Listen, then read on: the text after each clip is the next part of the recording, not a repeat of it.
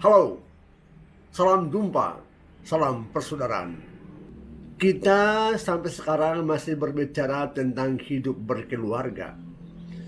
Dan dalam rangka berkeluarga itu, kita sudah perbincangkan tentang hakikat perkawinan. Kita juga sudah berbicara tentang tujuan perkawinan. Dalam hal ini, tujuan pertama yaitu demi kesejahteraan suami istri.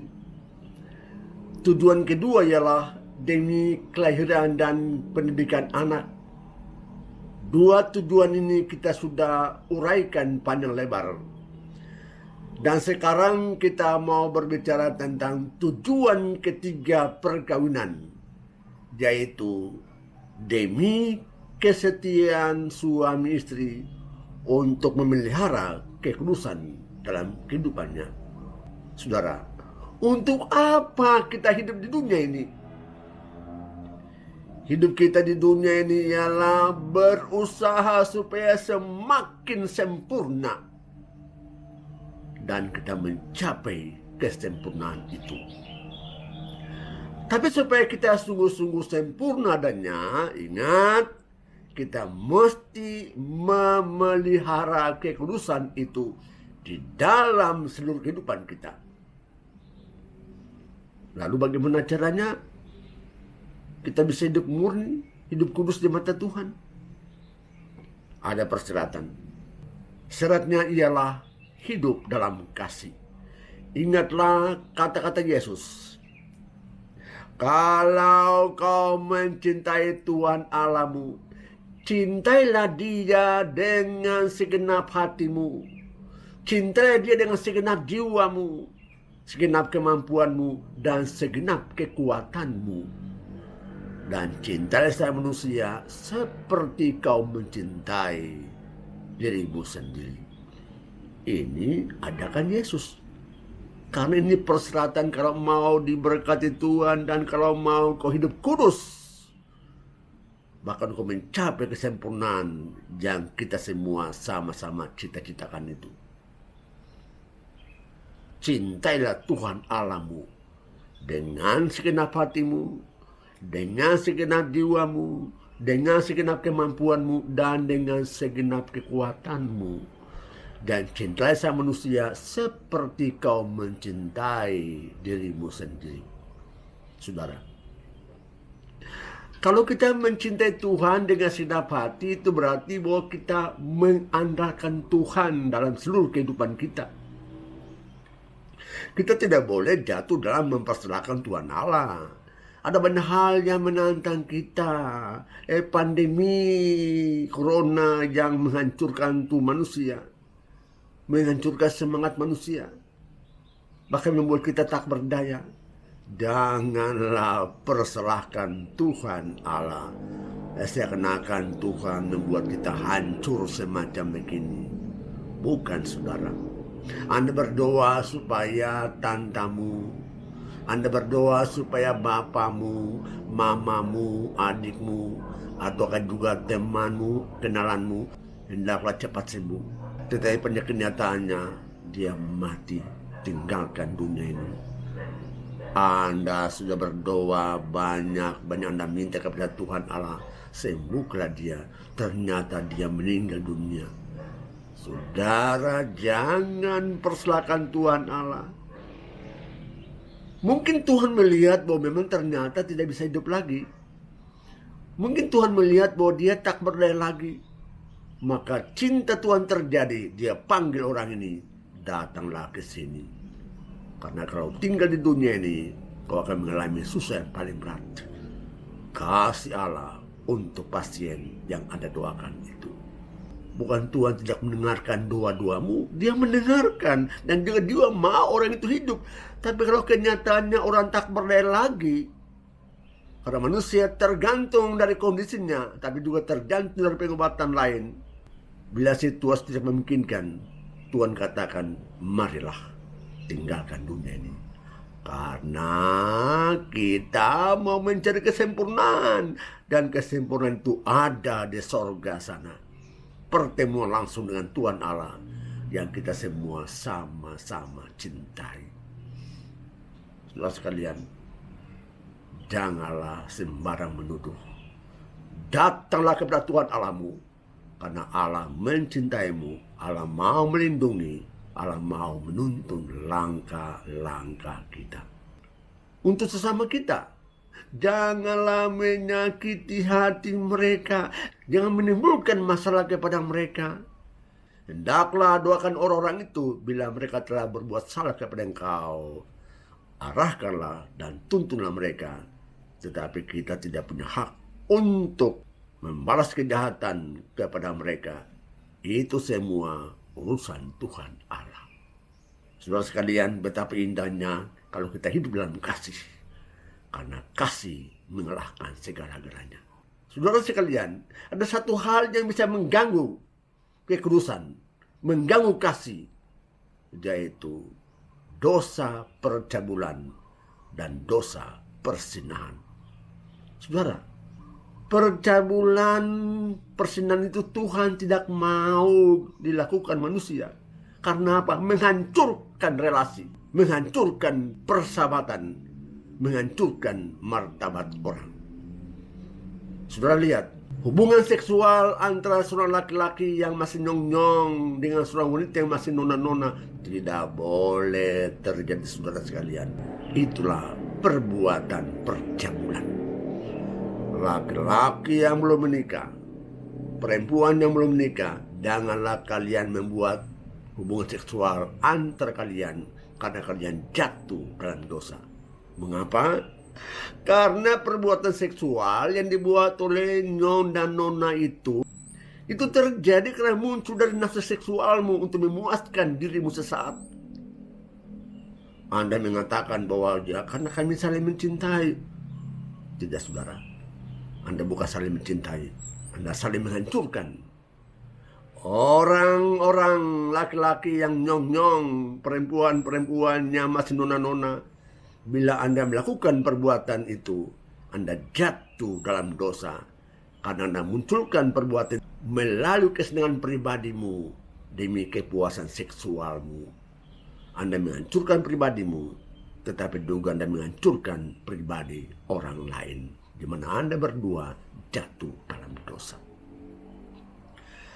Seorang suami yang melakukan hubungan seksual dengan wanita yang adalah istri orang lain, ataukah juga wanita masih nona, juga tidak boleh. Karena Anda melakukan itu berdasarkan nafsu seksualmu. Anda memuaskan dirimu. Anda juga memuaskan nafsu dari orang itu yang melakukan perbuatan seksual dengan Anda. Tidak boleh, tidak boleh. Itu bukan tindakan kasih. Itu tindakan pemerkosaan hak-hak dan martabat orang lain. Dan Anda menghancurkan masa depan orang bersangkutan. Hancur lebur karena perbuatan percabulan dan perbuatan persinahan itu.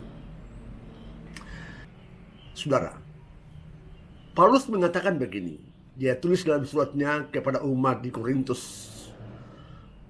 1 Kor bab 7 ayat 1-3. Boleh dibaca pada teks itu.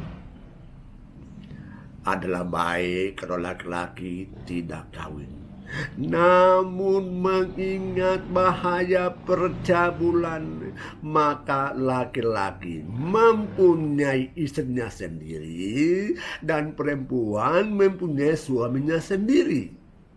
Dia tambahkan lagi, hendaklah suami memenuhi kewajibannya terhadap istrinya, dan istri memenuhi kewajibannya terhadap suaminya.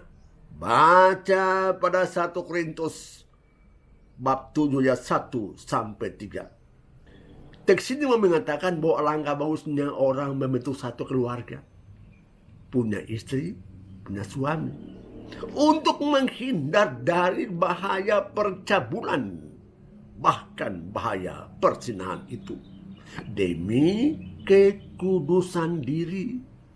Laki-laki hendaklah setia pada istrimu, istri hendaklah setia pada suamimu untuk menjaga keutuhan keluarga ini. Jangan sampai suamimu jatuh dalam persinahan, Dan jangan sampai istrimu jatuh juga dalam perzinahan. Demi kekudusan diri tingkatlah kadar kasih dalam keluargamu. Kalau suami dan istri melakukan perbuatan seksual, itu bukan dosa. Bukan dosa. Karena apa? Perbuatan seksual, hubungan seksual antara suami istri itu ada dua hal. Yang pertama, itulah kasih yang paling dalam. Suami kepada istri dan istri kepada suami. Yang kedua, jangan lupa Allah menggunakan keluarga sebagai partner kerjanya dalam proses penciptaan manusia. Allah ciptakan manusia melalui keluarga itu. Itulah panggilan keluarga dalam kerjasama dengan Tuhan Allah. Luar biasa keluarga itu. Maka tidak heran bila terjadi hubungan seksual antara suami istri tidak ada dosa. Tetapi kalau dilakukan oleh suami untuk atau dengan istri orang lain punya istri bukan istrinya, dosa. Atau istri melakukan hubungan seksual dengan suami orang lain, ataukah juga dengan pemuda yang masih nyong-nyong, dosa terjadi karena itulah egoisme yang muncul dan nafsu seksual demi kepuasan diri. Dan karena itu, untuk menghindar dari dosa semacam ini, bentuklah keluargamu. Tetapi yang diminta ialah jagalah kesetiaan antar suami istri. Bila ada percekcokan, cepatlah cari jalan damai. Diskusikanlah, berdialoglah, berkomunikasilah satu sama lain untuk mencari jalan keluar. Jangan tenggelam pada masalah itu, atau jangan mencari perpecahan melalui pertengkaran. Untuk Anda memenggolkan niatmu dengan perempuan lain, ataukah juga dengan laki-laki lain. Jangan, saudara. Anda diminta kawin. Anda berjanji setia kepada pasangan saya ini. Laki-laki ini, perempuan ini, bukan laki-laki lain dan perempuan lain, sesuai janjimu sebelum Anda menikah di mata Tuhan. Karena itu hidup berkeluarga itu adalah satu kesempatan untuk membangun kesetiaan satu sama lain. Anda mesti rela berkorban, tinggalkan egoismemu. Berkorbanlah untuk istrimu, untuk anak-anakmu.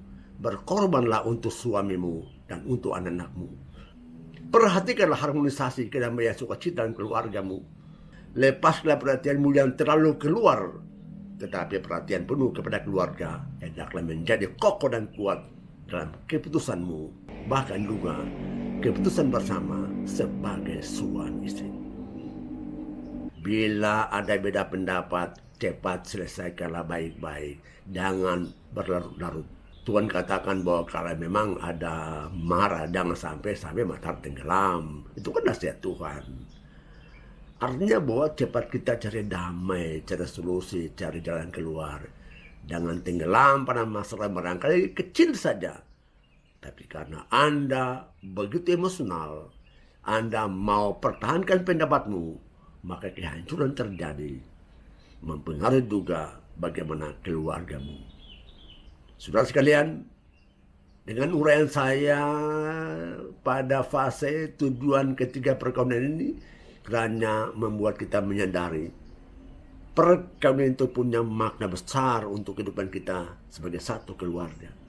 Tuhan mengizinkan kalian membangun keluarga, asal saja setia sama Tuhan, juga setia satu sama lain, dan setia juga berbuat kasih dimanapun saja Anda berada. Karena Tuhan mau kau menjadi manusia yang penuh kasih. Sampai jumpa.